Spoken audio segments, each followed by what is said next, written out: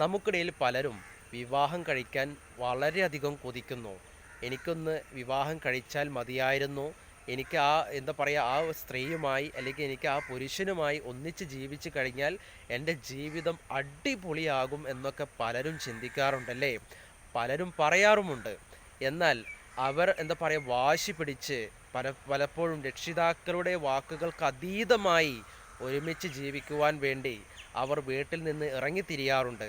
പക്ഷേ പിന്നീട് പലരുടെയും ജീവിതം നമ്മൾ കാണുന്നത് ദുരിതത്തിലാണ്, ദുരന്തത്തിലാണ്, ദുരന്താവസ്ഥയിലാണ്. എന്താണ് കാരണം?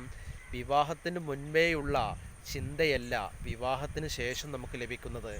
എന്നാൽ വിവാഹത്തിന് മുൻപ് നമ്മൾ വിവാഹത്തിന് ശേഷം എന്തെല്ലാം കാര്യങ്ങൾ നടക്കും, എന്തെല്ലാം കാര്യമാണ് ജീവിതത്തിൽ സംഭവിക്കാൻ പോകുക എന്നതിനെപ്പറ്റി യാതൊരു ധാരണയും വിവാഹത്തിന് മുൻപ് നമ്മൾ എടുക്കില്ല. അത്തരത്തിലുള്ള തീരുമാനങ്ങളും അത്തരത്തിലുള്ള ചിന്തകളും നമ്മൾ വിവാഹത്തിന് മുൻപ് ചിന്തിക്കാത്തത് കാരണമാണ് പലരുടെയും ജീവിതം തകർന്നു പോകുന്നത്. മിക്ക ആളുകളും ഇത് കേൾക്കാൻ ആഗ്രഹിക്കുന്നില്ല. പക്ഷേ ദീർഘകാലം ക്ഷമ ആവശ്യമുള്ള യഥാർത്ഥ ബന്ധങ്ങൾ, നിങ്ങളുടെ പങ്കാളി പൂർണ്ണനല്ലെന്നും അവർ നിങ്ങളെ വേദനിപ്പിക്കുമെന്നും നിരാശപ്പെടുത്തുമെന്നും അസ്വസ്ഥരാക്കുമെന്നും ഉള്ള വസ്തുത നിങ്ങൾ അംഗീകരിക്കണം. എന്താണ്? നിങ്ങളെ പങ്കാളി പൂർണ്ണനല്ല, നിങ്ങൾ വേദനിപ്പിക്കും, നിങ്ങൾ അസ്വസ്ഥനാക്കും. അതുപോലെ നിങ്ങൾ ഇത്തരത്തിലുള്ള കാര്യങ്ങൾ നിങ്ങൾ അംഗീകരിക്കണം. അവരോടൊപ്പം ഉയർച്ച താഴ്ചകളിലൂടെ കടന്നു പോകാൻ നിങ്ങൾ തയ്യാറാണോ? തയ്യാറാണെങ്കിൽ മാത്രമേ നിങ്ങൾ വിവാഹ ജീവിതത്തിലേക്ക് കടന്നു പോകാൻ പാടുള്ളൂ. അതായത് വിവാഹ ജീവിതത്തിന് ശേഷം അതായത് നിങ്ങൾ ഒരുപാട് വേദനിപ്പിക്കും, നിങ്ങളെ കരയിപ്പിക്കും, നിങ്ങളെ ഒറ്റപ്പെടുത്തും, നിങ്ങളെ മാത്രം കുറ്റപ്പെടുത്തും. എല്ലാം നിങ്ങൾക്ക് അംഗീകരിക്കുവാൻ സാധിക്കുന്നുണ്ടെങ്കിൽ മാത്രമേ ഒരു വിവാഹിതനാകാൻ പാടുള്ളൂ. ഇതൊക്കെയാണ് ജീവിതം. എന്നാൽ വിവാഹത്തിന് മുന്നേ ചിന്തിക്കുന്ന പല കാര്യങ്ങളുമുണ്ട്. പക്ഷേ വിവാഹത്തിന് ശേഷം നമ്മൾ ചിന്തിക്കാത്ത പല കാര്യങ്ങളുമാണ് നമ്മുടെ ജീവിതത്തിലേക്ക് കടന്നു വരിക. അതുപോലെ ഒരു പങ്കാളി ഒരിക്കലും പൂർണ്ണനല്ല.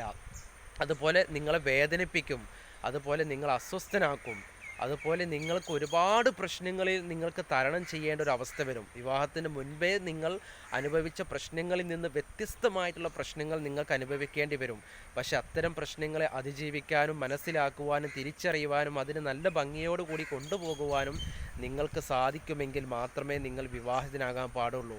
പലപ്പോഴൊക്കെ വിവാഹത്തിൽ രക്ഷിതാക്കളുടെ പലപ്പോഴും ചില പെൺകുട്ടികൾ പ്രണയിക്കും, ചില ആൺകുട്ടികളും പെൺകുട്ടികളും പ്രണയിച്ച് എനിക്ക് അവനെ കല്യാണം കഴിച്ചാൽ മതി എൻ്റെ ജീവിതം സ്വസ്ഥമാകും, എനിക്ക് അവളെ കല്യാണം കഴിച്ചാൽ മതി എൻ്റെ ജീവിതം സ്വസ്ഥമാകും എന്ന് പറയാറുണ്ട്.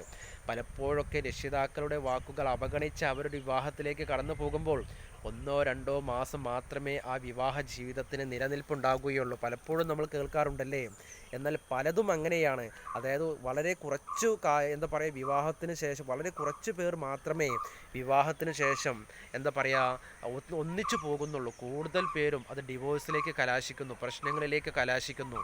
പുരുഷൻ പറയും, ചെക്കൻ പറയും, ഞാൻ നിന്നെപ്പറ്റി ഇങ്ങനെ ചിന്തിച്ചില്ല.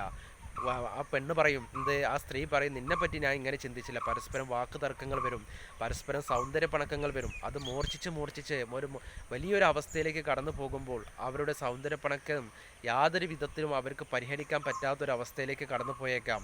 ഇതൊക്കെ ഇതൊക്കെ നിങ്ങൾ പിടിച്ചു നിർത്താനുള്ള, ഇതിനൊക്കെ നിങ്ങൾക്ക് ഇതിനൊക്കെ നിങ്ങൾക്ക് കരുത്തുണ്ടെങ്കിൽ മാത്രമേ നിങ്ങൾ ഒരാളെ പിടിച്ചിറക്കി കൊണ്ടുപോകാവൂ.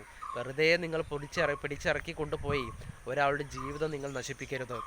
കാരണം വിവാഹ ജീവിതത്തിന് ശേഷം നമ്മൾ ചിന്തിക്കുന്നതിനേക്കാൾ അതിനപ്പുറമാണ്. എല്ലാവർക്കും സുഖവും സന്തോഷവും ഒരേപോലെ കിട്ടിക്കൊള്ളണമെന്നില്ല. ഉള്ളതിനെ നമ്മൾ മധുരമായി ജീവിക്കാനും ഉള്ളതിനെ മധുരമാക്കാൻ വേണ്ടി നമ്മൾ ശ്രമിക്കണം കേട്ടോ.